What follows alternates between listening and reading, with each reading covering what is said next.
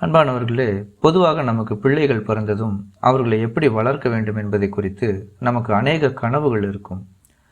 என்னுடைய பிள்ளைகளை என்னை விட சமுதாயத்தில் அந்தஸ்துள்ளவர்களாக வளர்க்க வேண்டும். அவர்கள் கஷ்டப்படக்கூடாது. அவர்களுக்கு எதிர்காலத்திற்கு வேண்டிய காரியங்களை இப்போதே சேர்த்து வைக்க வேண்டும்.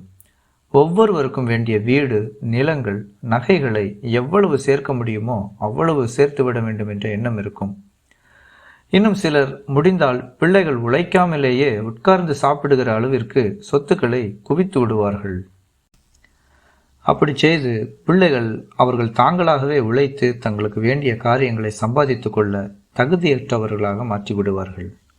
சரி, விஷயத்திற்கு வருவோம். இன்றைக்கு அநேகர் என் பிள்ளைகள் டாக்டராக வேண்டும், சாஃப்ட்வேர் இன்ஜினியராக வேண்டும், சயின்டிஸ்டாக வேண்டும், கலெக்டராக வேண்டும் என்பது போல எண்ணற்ற கனவுகளை கொண்டிருப்பார்கள். அதற்கு பெற்றோர்கள் எடுக்கும் முயற்சிகள் மிக அதிகமாக இருக்கும்.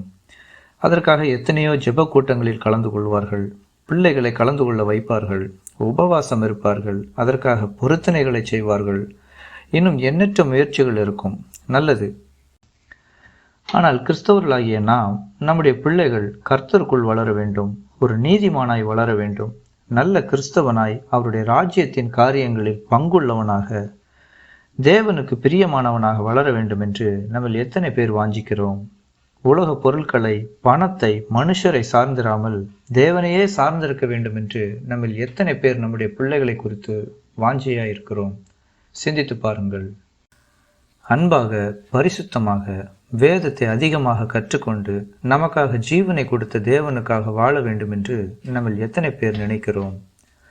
வேதத்தில் தேவன் சுட்டிக்காட்டும் ஒரு நல்ல தகப்பனை பற்றிய வசனத்தை வாசிக்கலாம். ஆதியாகமம் 18ஆம் அதிகாரம் 19ஆம் வசனம்.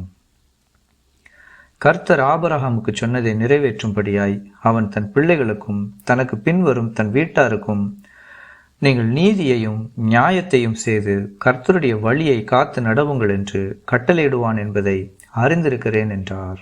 பாருங்கள், ஆபிரகாம் தன்னுடைய சந்ததிக்கு என்னத்தை கற்றுக் கொடுக்கிறான், தன் சந்ததி எப்படி இருக்க வேண்டும் என்று வாஞ்சிக்கிறான் என்பதை சிந்தித்து பாருங்கள்.